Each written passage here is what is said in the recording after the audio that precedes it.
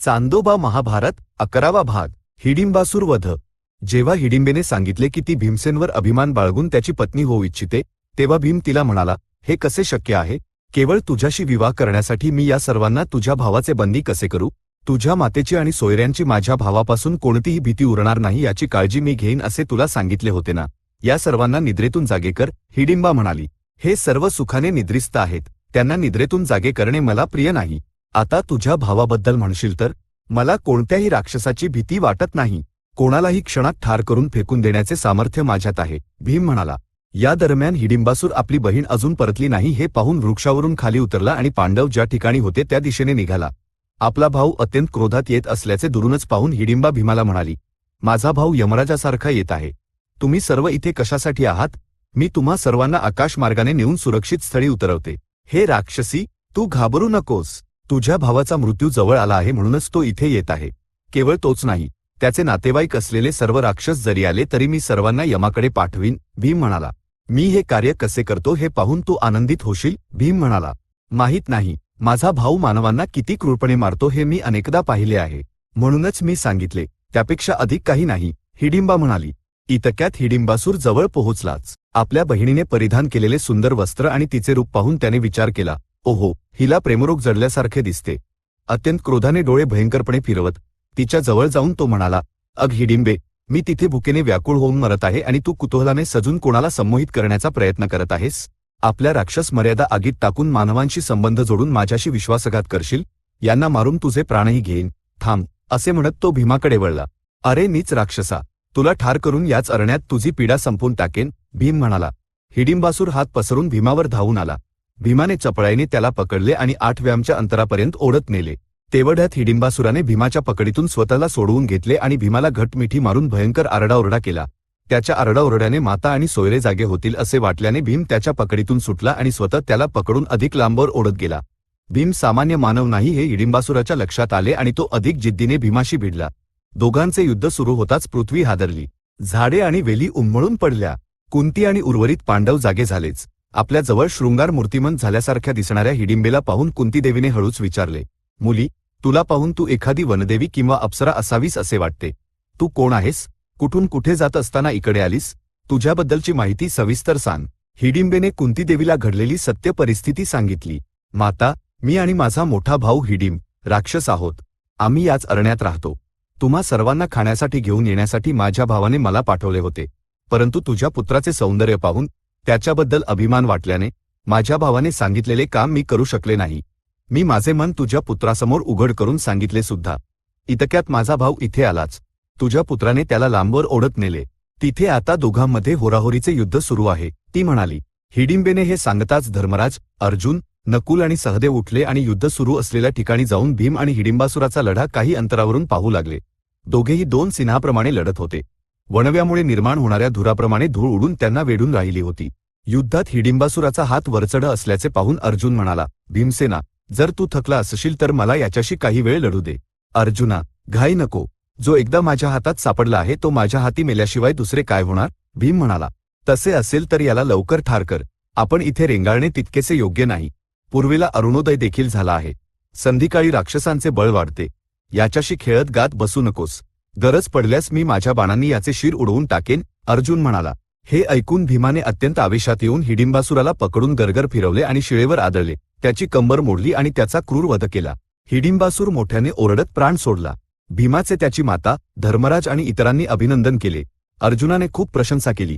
त्यानंतर तो म्हणाला, दूरवर एखादे गाव दिसत आहे, आपण लवकर तिथे जाणे उत्तम। दुर्योधनाच्या हिरांच्या नजरेत न पडता आपण निसटले पाहिजे। कुंतीसह पांडव अत्यंत वेगाने चालू लागले। हिडिंबा देखील त्यांच्या मागोमाग येऊ लागली। भीम म्हणाला, हिडिंबे, या मोहिनी रूपात आपल्या भावासाठी सूड उगवण्याचा विचार करत आहेस का? निघून जा, अन्यथा तुझ्या भावाला मारले तसेच तुलाही मारू शकतो। ते ऐकून धर्मराज म्हणाला, असे काय बोलतोस भावा? स्त्रीला मारण्याची भाषा का करतोस? तिला आपल्यावर राग असला तरी ती आपले काय बिघडू शकणार? हिडिंबासूर वधारच होता, त्याला मारून तू चांगले काम केलेस, परंतु त्याची बहीण आहे या कारणास्तव तिला सुद्धा मारशील का? हे चुकीचे आहे।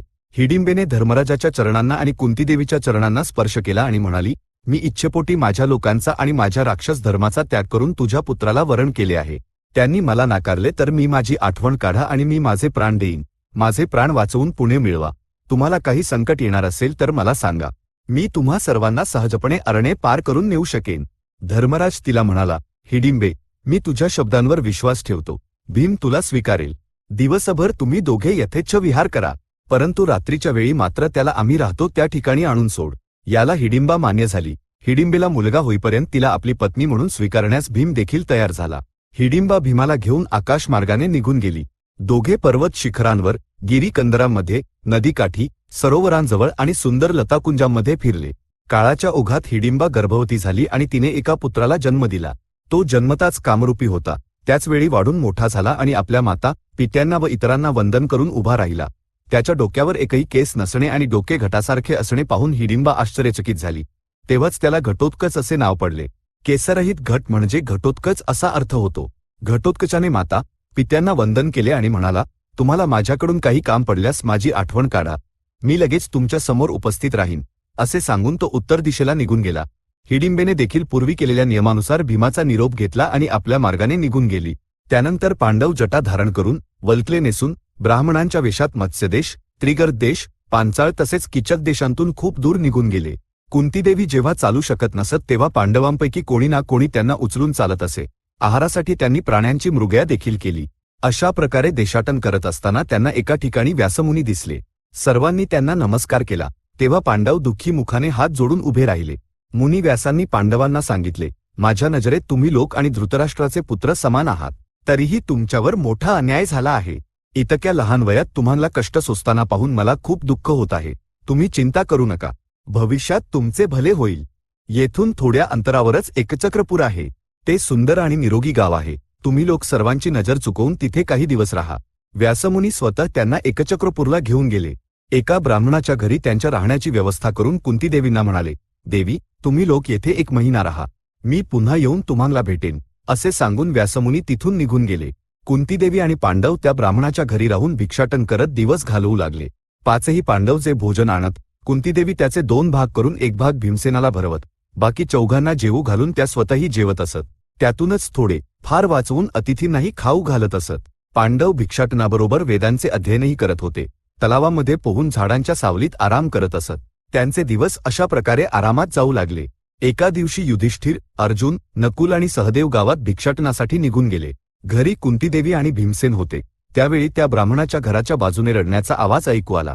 रडण्याचा आवाज ऐकून कुंतीदेवी भीमसेनला म्हणाल्या, बाळा, घरचे लोक कदाचित एखाद्या संकटात सापडले आहेत. त्या लोकांनी आपल्याला आश्रय देऊन आपल्यावर मोठा उपकार केला आहे. आपण अनेक दिवसांपासून यांच्या घरी राहत आलो आहोत, म्हणूनच त्यांच्या संकटाचे कारण जाणून घेऊन जमेल तितकी आपण त्यांना मदत करूया. मी आत्ताच जाऊन पाहते, असे सांगून कुंतीदेवी त्या ब्राह्मणाच्या भागात गेल्या. त्या घराचा मालक ब्राह्मण आपली पत्नी, मुलगी आणि मुलाला समोर बसवून मोठमोठ्याने रडत होता. त्यांना रडताना पाहून तुम्ही का रडत आहात हे कुंतीदेवींना विचारता आले नाही. त्या देखील त्यांच्या जवळ जाऊन बसल्या. चांदोबा महाभारत 11वा भाग संपन्न. सद्य स्वस्ती.